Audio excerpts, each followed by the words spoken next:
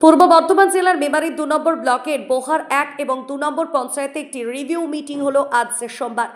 এই দুই পঞ্চায়েত এলাকায় উন্নয়নমূলক প্রকল্পে কি কাজ হয়েছে, কিছু বাকি রয়েছে কিনা সেই সমস্ত বিষয় নিয়ে আলোচনা হয়। এলাকার উন্নয়নের ক্ষেত্রে বিধায়ক তহবিল থেকে অর্থ অনুদানের বিষয়ক আলোচনা হয় বলে জানা গেছে।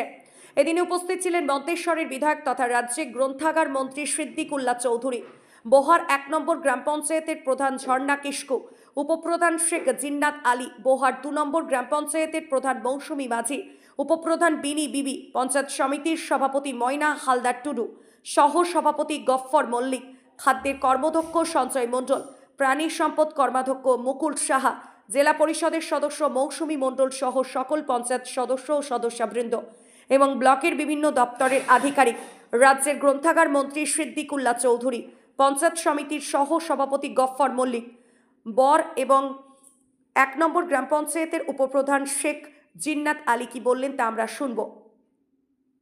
প্রতিনিধি মৃত্যুঞ্জয় যশোর রিপোর্ট, সুন্দর বাংলা নিউজ। বলছি আজকে আপনাদের কি কর্মসূচি ছিল বা কি প্রোগ্রাম ছিল?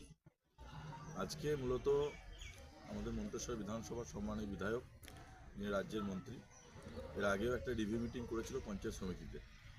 সেদিন কি ঠিক হয়েছিল যে পঞ্চায়েত সমিতিতে যেমন ডেভেলপমেন্ট হচ্ছে পুরো গ্রাম বা অঞ্চলে বা পঞ্চায়েতে, যেমন প্রত্যেকটা পঞ্চায়েতে ভিজিট করে দেখা যাবে যে কতটা পানীয় জল, রাস্তা সমস্যা মানুষের আছে।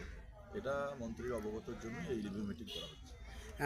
মাননীয় মন্ত্রী সাহেব বললেন যে ওনার ফান্ড থেকে কিছু অর্থ দেওয়া হবে, সেই অর্থটা কতটা পরিমাণ?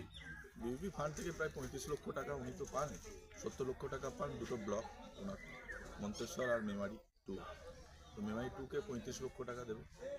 আপনার নাম এবং পরিচয়? আমি গফফর মল্লিক, মেমারি 2 পঞ্চায়েত সমিতির সদস্য। ধন্যবাদ। আজকে আপনাদের পঞ্চায়েতের তরফ থেকে কি প্রোগ্রাম রেখেছেন? আজ বোহার 1 অঞ্চল পঞ্চায়েতের তরফ থেকে প্রশাসনিক বৈঠক ডাকা হয়েছে। এটা ডেকেছেন আমাদের বিডিও অফিসের ভারপ্রাপ্ত বিডিও সাহেব, জয়েন্ট বিডিও সাহেব এবং আমাদের মন্ত্রী এখানে উপস্থিত থাকবেন। আমাদের যে সদস্য রয়েছে সেই সদস্যদের নিয়ে একটা প্রশাসনিক বৈঠক করবেন, সেখানে প্রধান উপপ্রধানও থাকবে। এছাড়াও আমাদের যেগুলো হচ্ছে পঞ্চায়েতে কি উন্নয়ন করা হয়েছে তার একটা খতিয়ানা তুলে ধরার জন্য বলা হয়েছে।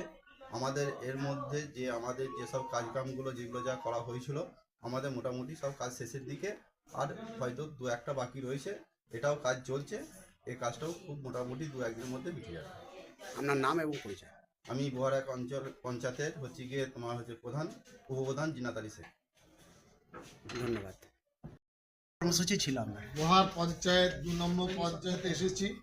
প্রধান উপপ্রধান সরকারি আধিকারিক ছিলেন। পিএইচির ব্যাপারে কত কাজ হয়েছে, আবাস যোজনা যেটা চলছে সেটা কিভাবে হয়েছে, তারপরে পরিষেবা ঠিকঠাক পৌঁছাচ্ছে কি না, এই নিয়ে পঞ্চায়েতের প্রধান, উপপ্রধান, সদস্য, সেই সাথে সমিতির সভাপতিরা ছিলেন।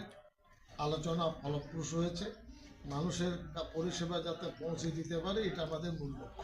স্যার, আপনার যে বিধায়ক ফান্ড থেকে বললেন যে কিছু অর্থ দেওয়া হবে, আর সেটা অঞ্চল ঠিক করবে কি চাইতে হবে। কত টাকা পর্যন্ত? সেটা এখন বলবো না, অঞ্চল ঠিক করবে। চলো লাইট লাগবে না।